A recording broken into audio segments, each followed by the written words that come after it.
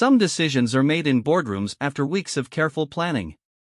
Others happen in hospital corridors at 3 in the morning. But the most life-altering choices often occur in the space between heartbeats, when the world around you fades to silence and, suddenly, you know exactly what you must do. This is the story of Sarah Chen, a woman who thought she had her entire future mapped out, until one rainy Thursday evening when she found herself standing in a crowded train station, watching a man she hadn't seen in 15 years. In that moment, with hundreds of strangers rushing past her, she made a decision that would unravel everything she thought she knew about love, sacrifice, and what it truly means to choose your own path. Sometimes the bravest thing you can do is take a single step forward. Sarah Chen pressed her phone against her ear, trying to block out the chaos of Union Station as her sister's voice crackled through the speaker. The evening rush hour had transformed the Grand Terminal into a river of moving bodies, each person focused on their own destination, their own urgent need to be somewhere else. The caterer called again about the final headcount, Michelle was saying, her voice tight with the particular stress that comes from organizing someone else's wedding. "We need to confirm by tomorrow morning, Sarah. The rehearsal dinner is in 3 days." Sarah shifted her leather briefcase to her other hand and glanced at the departure board hanging above the crowd. Her train to Philadelphia would arrive in 12 minutes, giving her just enough time to grab coffee and find a decent seat. The merger documents in her briefcase needed reviewing before tomorrow's 8 a.m. meeting, and she had planned to use the 2-hour journey to prepare her presentation for the board. I know. Tell them 142 guests, she said, weaving between a family struggling with oversized luggage and a businessman shouting into his Bluetooth headset. David's college friends finally confirmed yesterday. At 34, Sarah had become an expert at managing multiple priorities simultaneously. Her corner office at Hartfield & Associates overlooked downtown D.C., her engagement ring from David sparkled appropriately under fluorescent lights, and her wedding planning binder was color-coded and cross-referenced.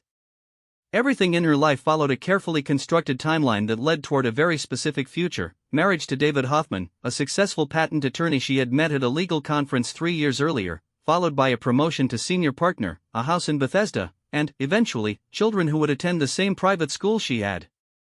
"Mom wants to know if you've decided about the flowers for the ceremony," Michelle continued. "The florist needs an answer about the lily arrangements."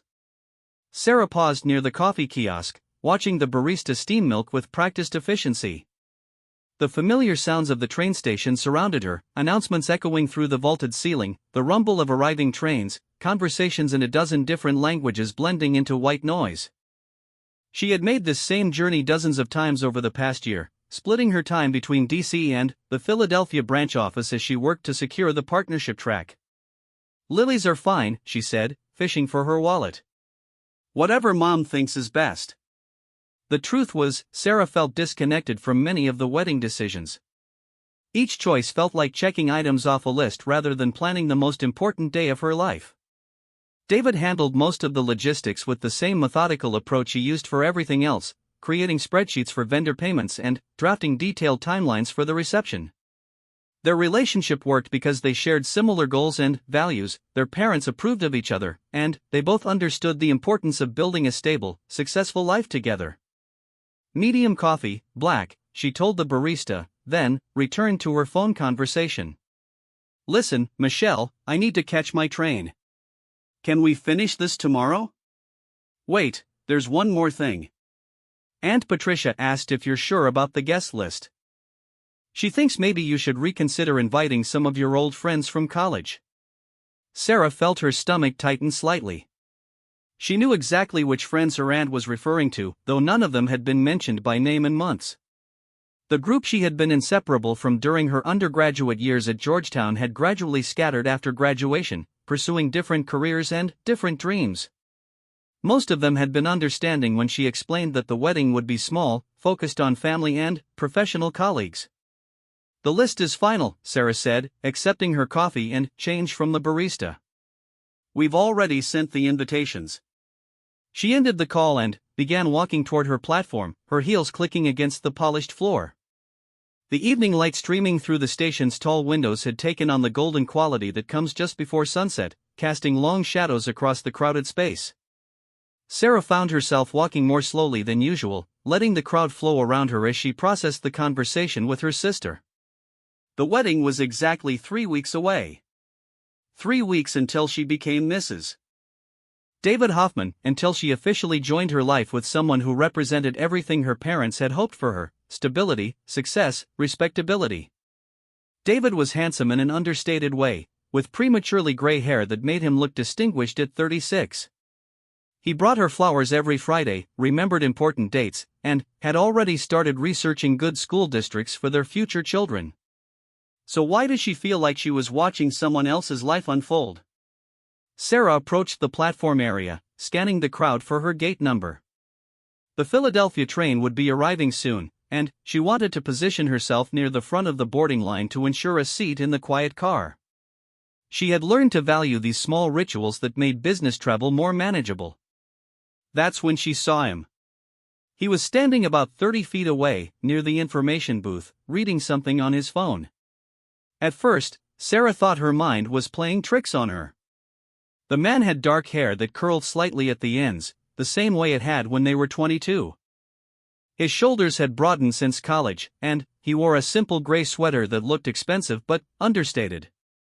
When he looked up from his phone, scanning the crowd with those familiar brown eyes, Sarah felt her breath catch in her throat. Marcus Rivera. They hadn't spoken in 15 years, not since that terrible argument during their senior year that had ended everything between them. Sarah had convinced herself that she was over whatever they had shared, that the intensity she remembered from their relationship had been the product of youth and inexperience. She had built a rational, adult life that had no room for the kind of passionate unpredictability that Marcus had represented. But, seeing him now, surrounded by the chaos of the train station, Sarah felt something shift inside her chest. It was like recognizing a song she hadn't heard in years, the melody instantly familiar even though she had forgotten the words. Marcus was looking in her direction now, though she couldn't tell if he had seen her. Sarah found herself frozen between the coffee kiosk and her platform, clutching her briefcase and trying to remember how to breathe normally. She could walk to her train, bored like nothing had happened, and be in Philadelphia in 2 hours reviewing merger documents. Or she could step forward, close the distance between them, and find out what 15 years had done to the person who had once known her better than anyone else in the world.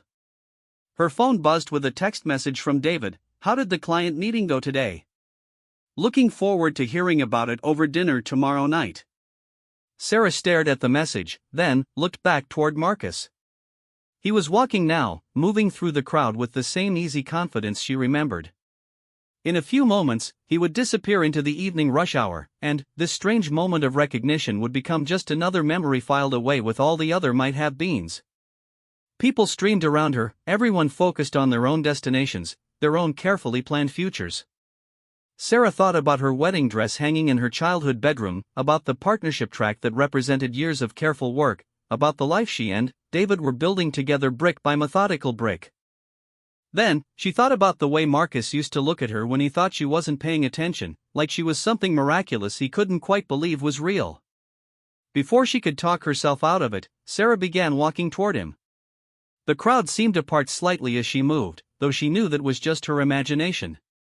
Her heart was beating so fast she wondered if people could see it through her professional blazer. Marcus had stopped near a pillar, still looking at his phone, and Sarah realized she had no idea what she would say when she reached him. What do you say to someone who used to know all your secrets, who you haven't spoken to in 15 years, who broke your heart so completely that it took months to feel normal again? She was 10 feet away when he looked up and saw her. The recognition was immediate and mutual. Marcus's face went through a series of expressions in the space of seconds: surprise, confusion, something that might have been pleasure, and, finally, a careful wariness that hadn't been there when they were young. "Sarah," he said, and just hearing her name and his voice transported her back to late nights in the Georgetown Library, to weekend trips to New York City, to lazy Sunday mornings when the rest of the world felt very far away. "Hello, Marcus," she managed to say, stopping just close enough to speak without shouting over the noise of the station. "I thought that was you." They stood there for a moment, two successful adults who had once believed they would spend their lives together, now strangers separated by years of different choices and different dreams. Sarah noticed that Marcus wore no wedding ring, though that didn't necessarily mean anything. She twisted her own engagement ring unconsciously, the diamond catching the light. "You look good," Marcus said finally. "Professional. Very put together." There was something in his tone that she couldn't quite identify. Not mockery, exactly, but maybe a recognition of how much she had changed from the girl who used to steal his sweaters and wear them to philosophy lectures. "Thank you," Sarah said. "You look well too." It was the kind of polite small talk that people made at high school reunions, carefully neutral and safe. But, underneath the conventional words, Sarah could feel the weight of everything they weren't saying. She found herself cataloging the small changes in his appearance, the lines around his eyes that suggested he smiled often, the confident way he carried himself, the expensive watch that indicated he had done well for himself professionally. "Are you catching a train?" Marcus asked, glancing toward the departure boards. "Philadelphia." "Work," Sarah said, then felt compelled to add, "I'm a lawyer now." "Corporate law." "I remember you talking about law school," Marcus said. "I'm glad it worked out for you." The announcement for Sarah's train echoed through the station, reminding her that her carefully planned evening was waiting. She should say goodbye now, wish him well, and board her train like a responsible adult. Instead, she found herself asking, "What about you? What brings you to Union Station?" "I live in New York now, but I was in D.C. for a conference." "Photography exhibition at the Smithsonian," Marcus said. "I'm actually heading back on the next train." "Photography." Sarah remembered the camera that Marcus used to carry everywhere, the way he would disappear for hours to capture light falling through windows or strangers' expressions on the metro. She had assumed that particular dream had died the way most college dreams did, replaced by practical concerns and steady paychecks. "You're still taking pictures," she said, and, for the first time since she had recognized him, Marcus smiled the way she remembered. "Every day," he said. "It turns out you can actually make a living at it, if you're stubborn enough." Sarah felt something twist in her chest, a complex mixture of happiness for him and something else she didn't want to examine too closely. Marcus had followed his dreams, even the impractical ones, even when everyone else had said it was impossible. "That's wonderful," she said, meaning it completely. The boarding announcement for her train played again, more urgent this time. Sarah knew she needed to make a decision. Her presentation materials were waiting in her briefcase, her reserved seat in the quiet car was probably filling up, and David was expecting her call when she arrived in Philadelphia. But Marcus was looking at her with an expression she couldn't quite read, and, suddenly, 15 years felt like no time at all. "Sarah," he said quietly, "would you maybe like to get coffee? I mean, if you're not in a terrible rush to catch that train." It was such a simple question, the kind that gets asked 1,000 times a day in train stations and airports around the world. But Sarah knew that her answer would mean something significant, would represent a choice between the carefully planned life she had built and something else entirely, something she couldn't predict or control. She looked toward her platform, where passengers were beginning to board the Philadelphia train. Then, she looked back at Marcus, who was waiting patiently for her response, who had always been willing to wait for her to make up her mind. "Yes," she said, before she could change her mind. "I'd like that very much." They found a small cafe tucked away in one corner of the station, the kind of place that catered to travelers who needed a quiet moment between destinations. Sarah sent a quick text to David explaining that her train had been delayed, then turned off her phone's notifications. For the first time in months, she allowed herself to exist completely in the present moment. Marcus had ordered coffee for both of them while Sarah found a table near the window, where they could watch the evening crowds without being overheard. The setting felt surreal, two people who had once planned to spend their lives together, now sitting across from each other like polite strangers, separated by years of different choices and unspoken regrets. "I have to ask," Marcus said, settling into his chair, "how did you end up in corporate law? I remember you talking about public interest work, maybe working for the ACLU or doing immigration law." Sarah wrapped her hands around her coffee cup, using the warmth to steady herself. It was disconcerting how easily Marcus could reach back into her past and pull out dreams she had almost forgotten about. During college, she had been passionate about social justice issues, volunteering at legal aid clinics and talking about using her future law degree to help people who couldn't afford quality representation. Life happened, she said finally. Law school was expensive, and corporate law firms offer signing bonuses that can handle student loans. I told myself it would be temporary, just until I got established. And now? Sarah considered the question honestly. Now I specialize in merger and acquisition law. I help large companies buy smaller companies. It's challenging work, intellectually stimulating, and it pays very well. But, do you love it? The directness of the question caught her off guard. Marcus had always been like this, cutting through surface conversation to reach the heart of things. It was one of the qualities that had initially drawn her to him, though it had also led to some of their most difficult arguments. Love is probably too strong a word, Sarah said carefully. But, I'm good at it, and it provides security. That matters more to me now than it did when we were 22. Marcus nodded, though something in his expression suggested he wasn't entirely satisfied with her answer. I saw your engagement announcement in the Georgetown Alumni magazine a few months ago. Congratulations. Sarah felt heat rise in her cheeks. She had forgotten that the university published engagement announcements for alumni. Thank you. We're getting married in 3 weeks, actually. He seems like a good man, Marcus said diplomatically. The announcement mentioned he's also a lawyer. Patent law, Sarah said. We met at a legal conference 3 years ago. He's very steady, very reliable. My parents adore him.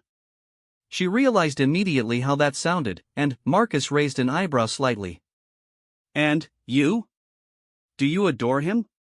It was another direct question that demanded an honest answer. Sarah found herself thinking about David, trying to articulate her feelings for him. He was handsome and successful and treated her well. They shared similar goals and values. Their relationship was comfortable and predictable, built on mutual respect and compatible life plans. We're very compatible, she said. We want the same things from life. That's not what I asked. Sarah looked out the window, watching people hurry past with their own urgent destinations. Why are we talking about this, Marcus? What's the point? You and I haven't spoken in 15 years. We're different people now.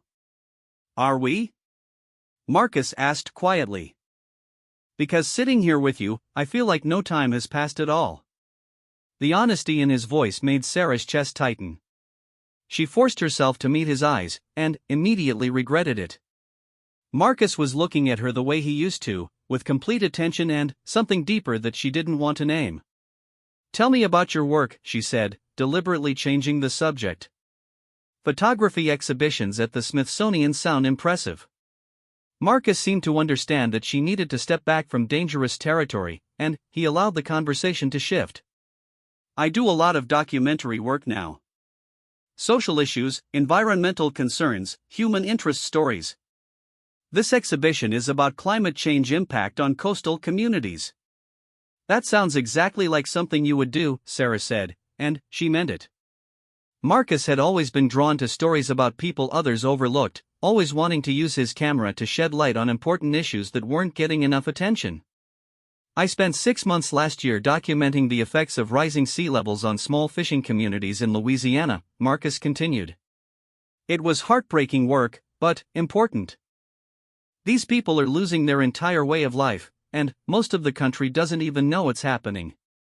Sarah could hear the passion in his voice, could see the way his face lit up when he talked about work that mattered to him. It was the same enthusiasm he had shown in college when he would spend entire weekends in the darkroom, emerging with prints that captured moments of beauty and truth that other people might have missed entirely. Do you remember that series you did senior year? She asked without thinking. The one about the homeless community near campus? You spent weeks getting to know those people, learning their stories. I remember, Marcus said. You helped me with that project. You interviewed some of the women who wouldn't talk to me, helped me understand the legal barriers they faced in accessing services. Sarah did remember.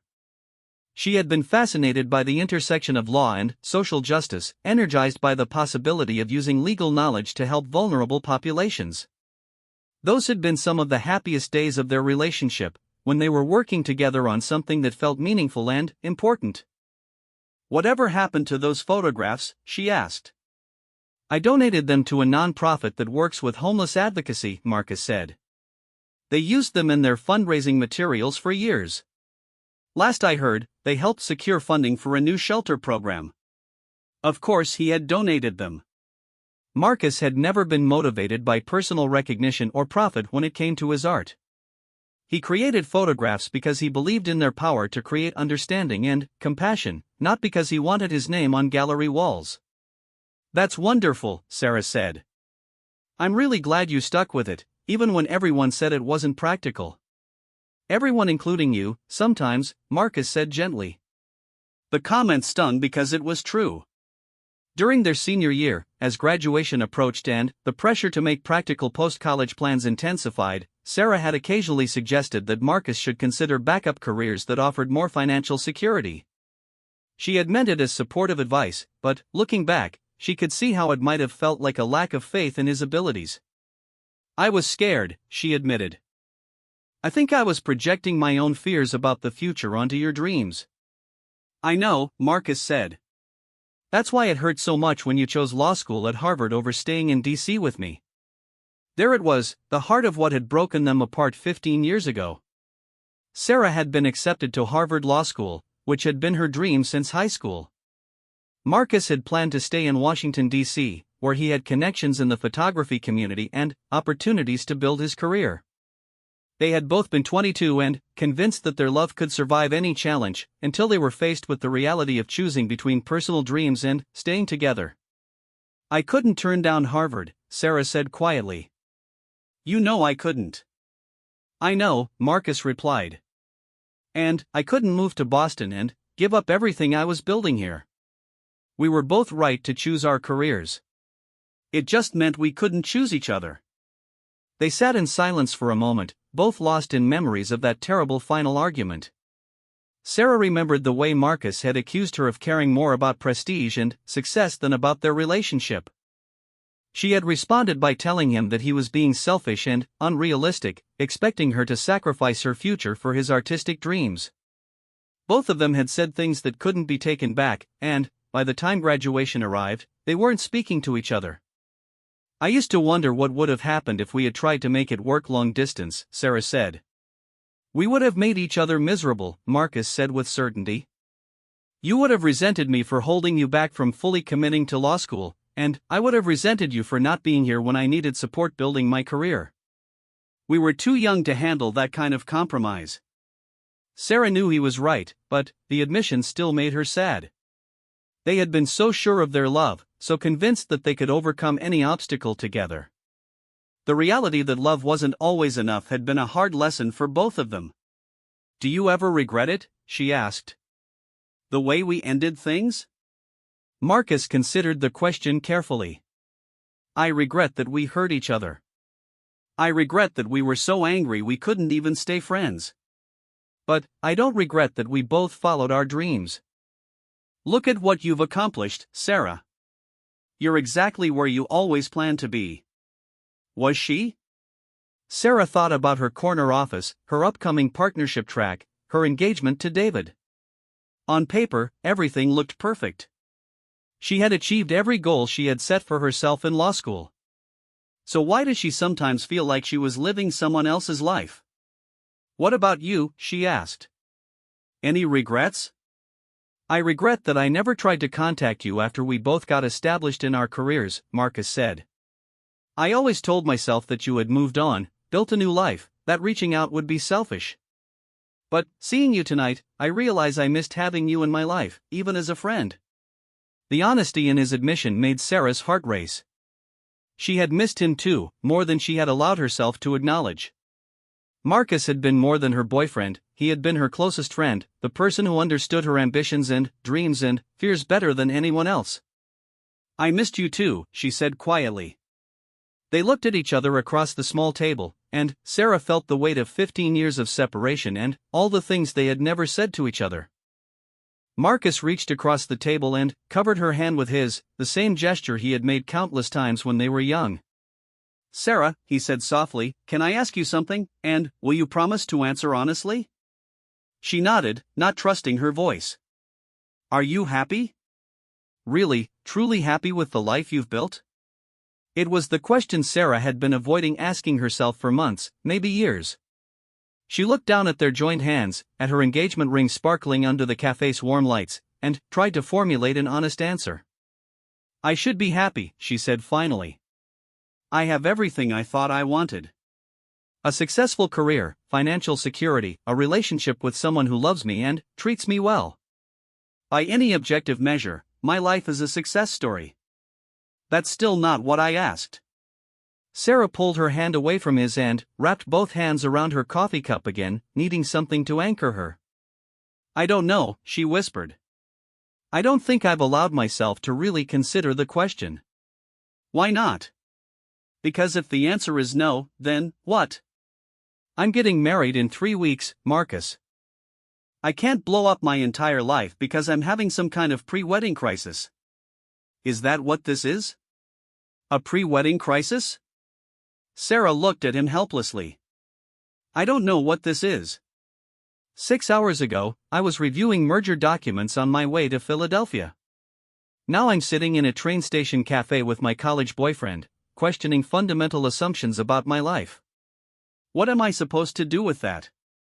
Marcus leaned back in his chair, studying her face.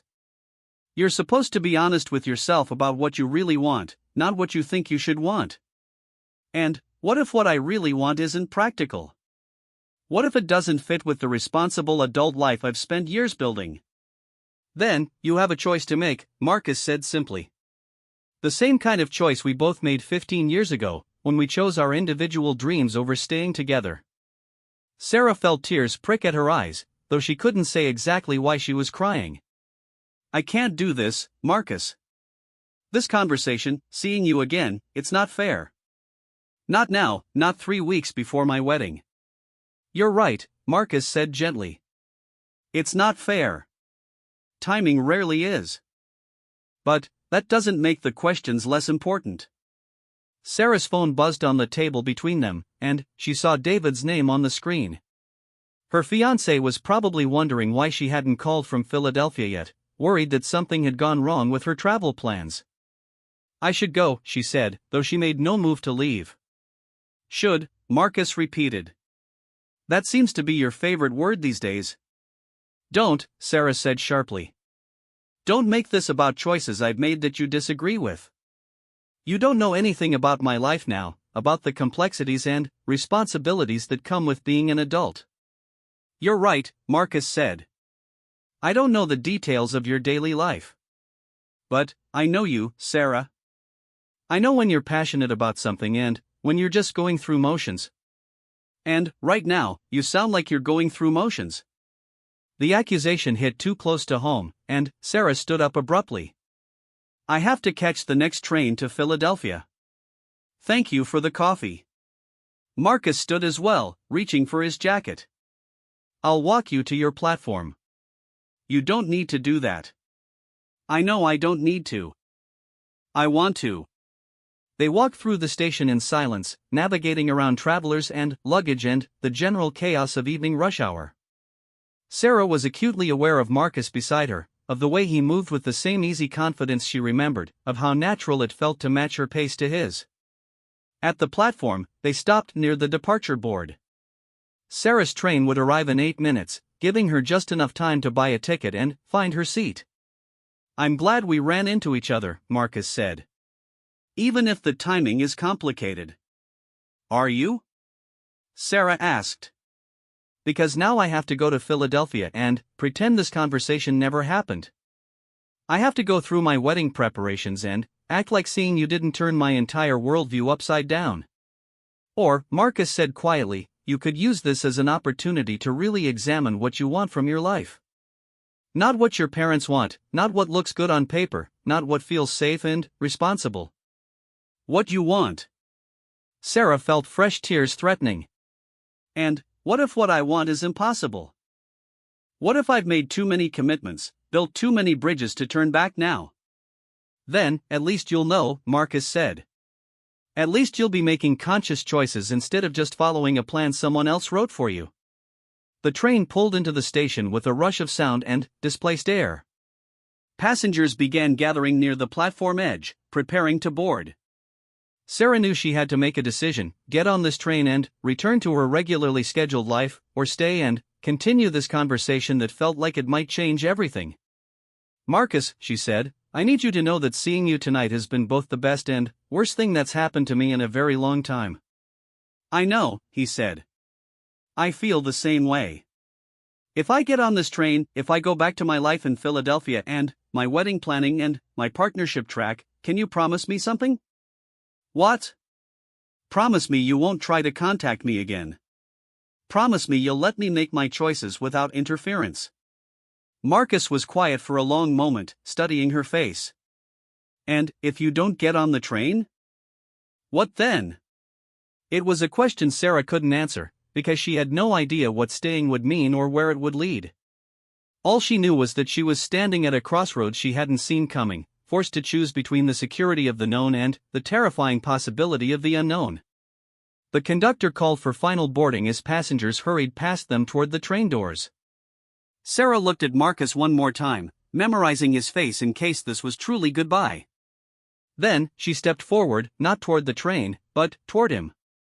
The train pulled away from the platform behind them, carrying Sarah's reserved seat and careful plans toward Philadelphia. She watched it disappear into the tunnel, feeling like she was watching her old life recede along with it.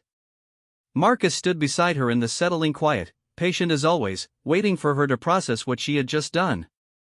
"I can't believe I just did that," Sarah said, her voice barely audible above the ambient noise of the station. "What happens now?" Marcus asked gently. Sarah pulled out her phone and stared at the missed calls from David.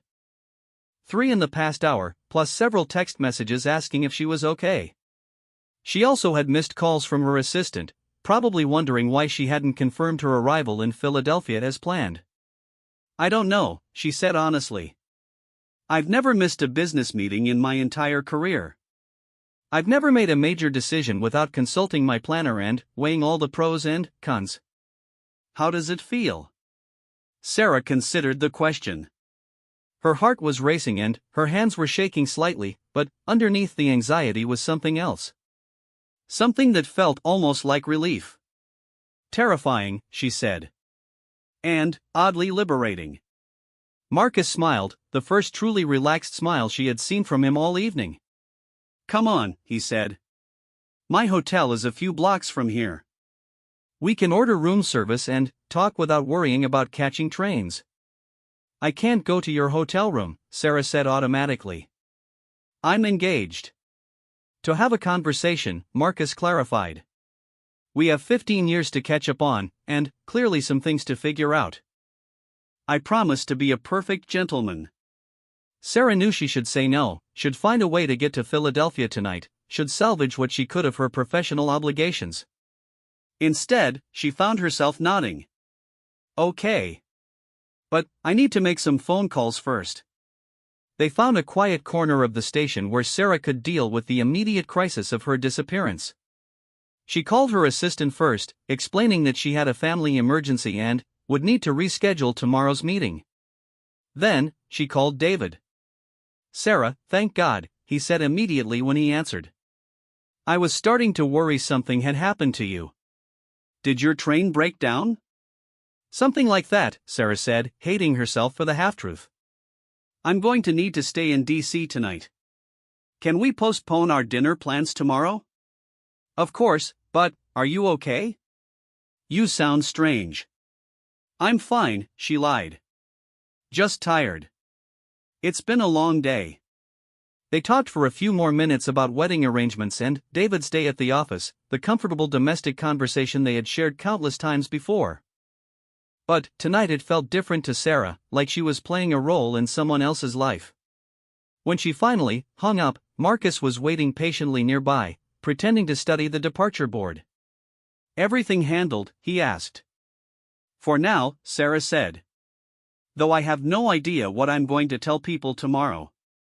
Marcus's hotel was a boutique property in DuPont Circle, the kind of place that catered to business travelers who valued character over chain amenities.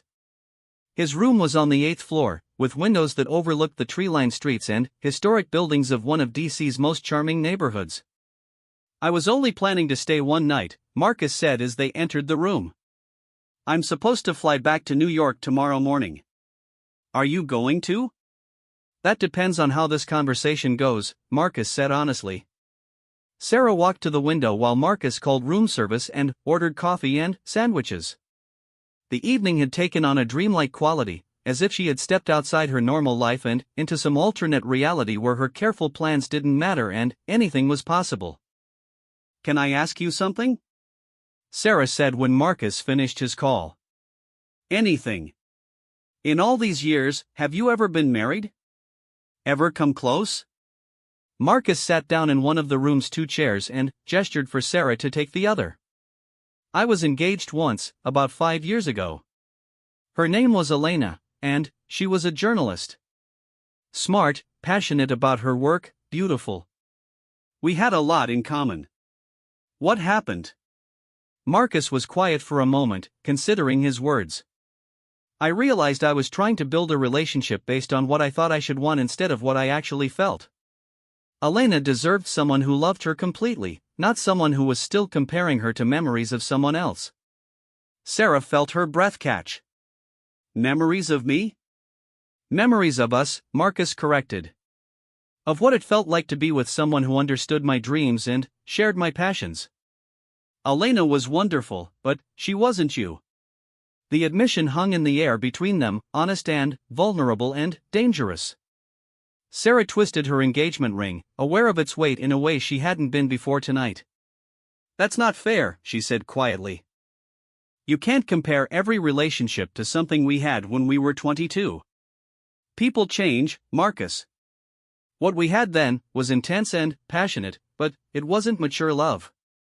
It wasn't built to last." "Wasn't it?" Marcus asked. "Because sitting here with you now, I feel like the fundamental connection we shared is still there. The way you think, the way you process ideas, the way you challenge me to be more honest about what I really want, all of that is exactly the same." Sarah stood up and began pacing to the window and back, needing movement to process what he was saying. "Even if that's true, it doesn't matter. I've built a life, Marcus. I have commitments and responsibilities. I can't just throw all of that away because of one evening of nostalgia." "Is that what this is? Nostalgia?" Sarah stopped pacing and looked at him. Marcus was leaning forward in his chair, his expression serious and focused entirely on her. She thought about the way her heart had raced when she first recognized him in the station, about the way the last 3 hours had felt more vivid and real than most of the past 3 years combined. "I don't know what this is," she admitted. "But it doesn't matter what I feel or don't feel. In 3 weeks, I'm going to walk down the aisle and marry David. We've sent invitations, booked vendors, planned a honeymoon. Our parents have been planning this wedding for months. Do you love him?" Marcus asked bluntly. It was the question Sarah had been dreading all evening, the one she had been avoiding even in her own thoughts. She sat back down and looked at her hands, at the engagement ring that suddenly felt like a weight she was carrying. "I care about David very much," she said carefully. "We're compatible, we share similar goals, we've built something stable and good together." "That's not what I asked." Sarah felt tears starting again, frustrated with Marcus's relentless honesty and with her own inability to give him the simple answers he wanted. "Love means different things to different people, Marcus. What you and I had in college was passionate and intense, but it was also unpredictable and sometimes destructive. The love I have with David is quieter, more mature. It's based on mutual respect and shared values." "But do you wake up in the morning excited to see him? Do you find yourself thinking about him during boring meetings? When something wonderful happens, is he the first person you want to tell?" Each question hit Sarah like a small blow, because she knew the honest answer to all of them was no. Her relationship with David was comfortable and predictable, but it wasn't the kind of love that made her pulse race or her world feel larger and more colorful. Not everyone gets to have a fairy tale romance, she said defensively. Some of us have to be practical about these things. Says who? Marcus challenged. Who decided that you don't deserve to have both love and stability? Who convinced you that you have to choose between passion and practicality? Life convinced me, Sarah said, her voice rising. Reality convinced me. Not everyone gets to be a successful artist who follows their dreams and somehow makes it work. Most of us have to make compromises. And what compromises have you made, Sarah? Really? The question stopped her cold. Sarah realized that she had been thinking about her choices as compromises, but when she really examined them, she couldn't identify what she had given up. She had gotten into the law school she wanted, built the career she had planned, found a partner who met all her criteria for a good husband. If anything, her life had gone exactly according to plan. So why did she feel like something was missing? Room service arrived, interrupting the intensity of their conversation. Marcus tipped the server while Sarah composed herself, grateful for the brief respite. They ate in relative silence, both lost in their own thoughts about the questions that had been raised. Tell me about your work, Sarah said finally, needing to shift the conversation to safer ground. What's next for you after this exhibition? Marcus seemed to understand her need for a break from the emotional minefield they had been navigating. I'm working on a project about climate refugees, he said. People who have been displaced by environmental changes. It's taken me to some incredible places, small islands in the Pacific that are literally disappearing, farming communities in California that are dealing with unprecedented drought conditions. That sounds fascinating, Sarah said, and she meant it. And important. It is important, Marcus said. That's what gets me up in the morning, the belief that my work can help people understand and care about issues they might otherwise ignore. Every photograph I take is an attempt to create empathy, to build connections between people who might never otherwise meet. Sarah listened to Marcus describe his work, hearing the passion and purpose in his voice. She found herself thinking about her own work, trying to remember the last time she had felt genuinely excited about a case or challenged by a legal problem. Most of her current caseload involved helping wealthy corporations acquire other corporations, maximizing profits and minimizing tax liabilities. It was intellectually stimulating work, but it didn't feel meaningful in the way Marcus's photography clearly did for him. Do you remember, Marcus said suddenly, that conversation we had senior year about what we wanted our lives to look like in 15 years? Sarah smiled despite herself. You said you wanted to travel the world taking pictures that mattered. I said I wanted to use law to help people who couldn't help themselves. And here we are, 15 years later.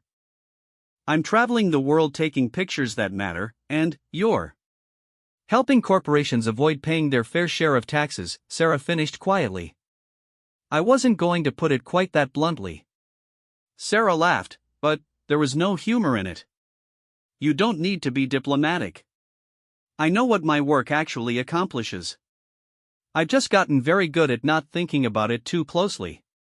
Why did you stop thinking about it?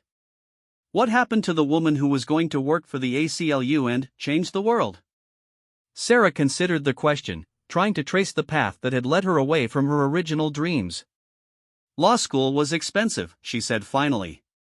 Corporate firms offered signing bonuses that could handle my student debt immediately. I told myself I would work for a big firm for a few years, save money, then transition to public interest work once I was financially stable. But you never transitioned. The money was good, Sarah said. Really good. And the work was challenging, and I was good at it. Every year there was a new goal: make senior associate, bring in new clients, get on the partnership track. It became easier to focus on those concrete achievements than to think about whether the work itself was meaningful. And now? Now I have a corner office and a six-figure salary and designer suits that cost more than some people make in a month, Sarah said bitterly. I have everything I thought I wanted when I was 22 and stressed about student loans. But not everything you actually wanted. Sarah stood up and walked to the window again, looking out at the lights of DuPont Circle. I'm 34 years old, Marcus. I can't go back and make different choices. Even if I wanted to leave corporate law, I have responsibilities now. A mortgage, wedding expenses, the lifestyle David and I have built together. I can't just throw it all away to chase some idealistic dream I had in college. Why not? The question was so simple, so direct, that it took Sarah completely off guard. Because that's not how life works. You can't just abandon your responsibilities because you're having some kind of midlife crisis. Is that what this is? A midlife crisis? Sarah turned back to face him, feeling frustrated and confused and more uncertain than she had felt in years. I don't know what this is. All I know is that seeing you tonight has made me question everything I thought I knew about my own life. And that's terrifying. Marcus stood up and walked over to where she was standing by the window. What if it doesn't have to be terrifying? What if it could be exciting instead? Exciting how? What if, instead of seeing this as a crisis, you saw it as an opportunity? A chance to really examine what you want from the next 15 years of your life? Sarah looked up at him, aware of how close they were standing, aware of the way the city lights reflected in his eyes. And what if what I want isn't practical? What if it would hurt people I care about? What if staying in a life that doesn't fulfill you hurts everyone more in the long run? Marcus countered. What if David deserves to be with someone who chooses him with her whole heart, not someone who's just going through the motions? It was a devastating question, one that Sarah had never allowed herself to consider. She thought about David, kind and steady and completely unaware that his fiancée was standing in another man's hotel room questioning their entire relationship. He loves me, she said quietly. I'm sure he does. But, do you love him the way he deserves to be loved? Sarah felt a tear slip down her cheek. I don't know, she whispered. I thought I did. I thought what we had was enough. And, now I'm remembering what it feels like to want to share everything with someone. To feel excited about the future instead of just prepared for it. To feel like myself instead of like I'm playing a role. Marcus reached up and gently wiped the tear from her cheek, the same gesture he had made countless times when they were young. Sarah, I need you to know something. I didn't orchestrate running into you tonight. I had no idea you would be at Union Station. But, now that we're here, now that we've had this conversation, I can't pretend that I don't still love you. The words hung in the air between them, honest and vulnerable and completely life-altering. Sarah felt her heart racing as she looked into Marcus's face, seeing the same intensity and sincerity that had drawn her to him 15 years ago. Marcus! You don't have to say anything right now, he said. But, I need you to know that if you wanted to try again, if you wanted to see what we could build together as adults with real careers and real understanding of what we want from life, I would move mountains to make that possible. Sarah closed her eyes, overwhelmed by the magnitude of what he was offering and what it would require her to give up. When she opened them again, Marcus was still watching her with patient love, waiting for her to make her choice. I can't make this decision tonight, she said finally. It's too big, too important. I need time to think, to really consider what this would mean for everyone involved. I understand, Marcus said. Take all the time you need. But, I need you to promise me something. What? Promise me that whatever I decide, you won't try to convince me to change my mind. Promise me you'll respect my choice, even if it's not the choice you want me to make. Marcus was quiet for a long moment, and Sarah could see him struggling with the promise she was asking him to make. Finally, he nodded. I promise. But, can I ask one thing in return? What? Promise me that whatever you decide, it will be based on what you really want, not on what you think you should want or what other people expect from you. Promise me you'll be honest with yourself about what would actually make you happy.